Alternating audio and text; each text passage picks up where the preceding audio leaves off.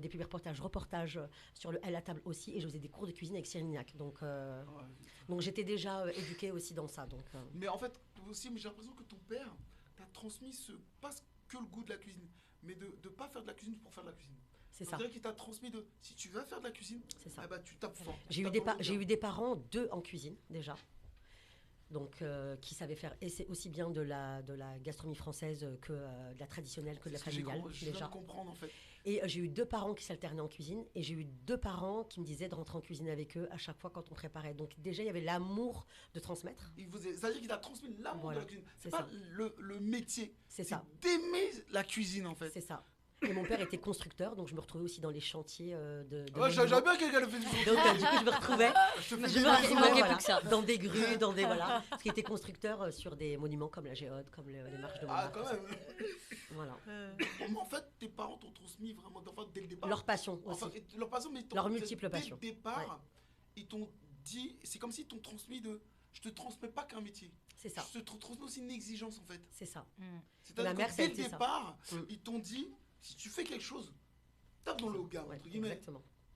Et ma mère, c'était le milieu de la santé, donc qui regroupe Elegant Skin, et le milieu de la haute couture, qui regroupe maintenant la partie mode. Deux parents, en fait. Exactement. Félicitations. Ils doivent être très très fiers. Parce que je me pars toujours du principe que même s'ils sont plus là, ils nous regardent. Ma mère est fière de moi parce qu'elle est là, mais c'est vrai que mon père et mon beau-père, de là-haut, c'est sûr que oui. Ils sont fiers. Oui. Ils sont partis fiers. C'est sûr. En tout cas, félicitations. Dans mes bras et très fiers. Félicitations parce que tu es quand même aujourd'hui entrepreneuse musicienne. Tu es entrepreneuse styliste et créatrice. Alors, il faut savoir que moi, je suis courtier en assurance. J'ai mon entreprise depuis 10 ans. Donc, de base, je suis assureur. Non, mais en fait, on ne peut pas dire tout, mais on dit 50%. En fait, on en dit 50% parce qu'on a soif de créer. Il y a encore 40 minutes. T'as encore fait quoi dans ta vie? Je pense que... Oui, j'ai une chaîne de Marie c'est moi qui construis le bâtiment. Les Mary Poppins vont encore sortir de leur chapeau. C'est possible, c'est un portugais. Non, t'as fait du bâtiment toi aussi. Moi, je pilotais des avions. En fait, pourquoi je vous trouve tout intéressante, au-delà de votre passion, parce que la passion, on le voit encore dans vos yeux, mais c'est ce côté aussi humain que vous avez. Les valeurs humaines. Les valeurs humaines, vous avez... Et surtout, j'aimerais on va parler 5 minutes d'un sujet qui est très tabou en France, mais j'ai besoin qu'on en parle parce que malheureusement, il est tabou, mais en vrai, il est vital. C'est l'argent. J'aimerais qu'on parle de l'argent parce que je pense que c'est quelque chose qu'il faut régler, avec lequel il faut être à l'aise pour pouvoir, je pense, être les femmes que vous êtes.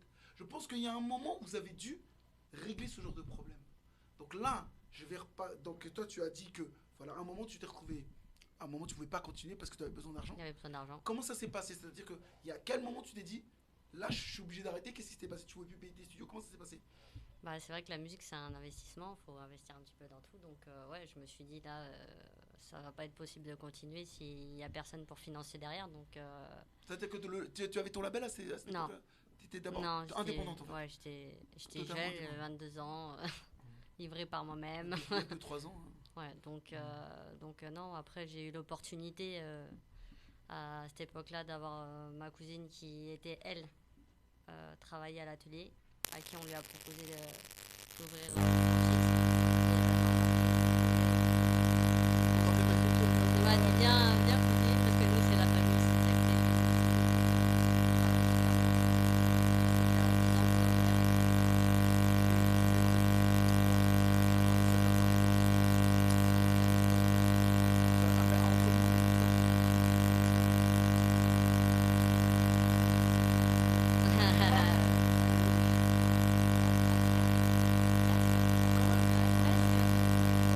non, je vais pas mettre le bâtiment. Ah, c'est pas toi qui as fait une vidéo de carrelage, tu vois, c'est ça? Non, c'est pas moi. Non, mais ouais. Donc tu es arrivé presque 10 ans.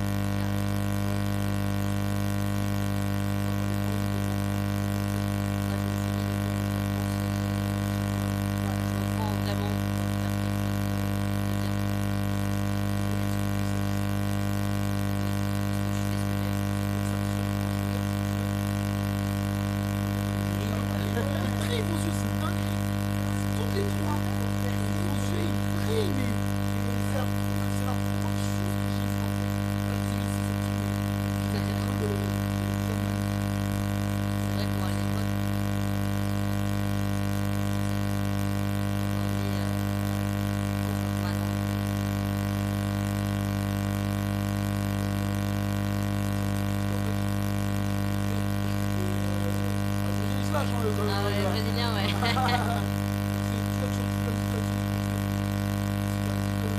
Batina Pro.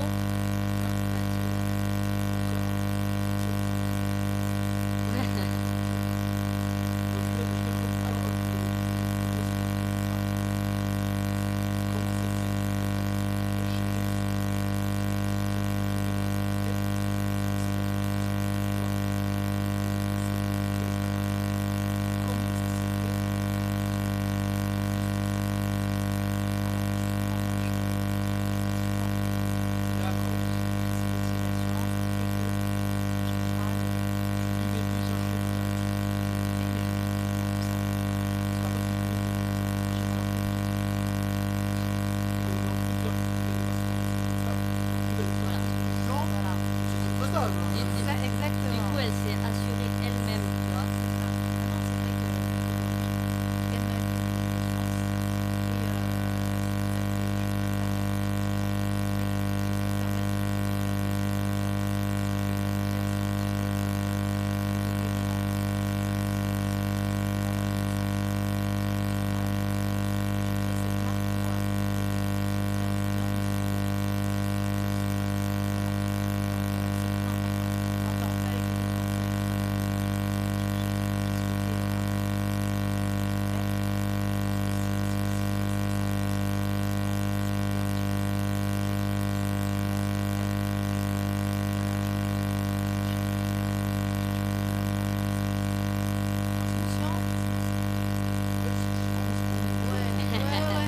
C'est marrant qu'on avance sur le sujet.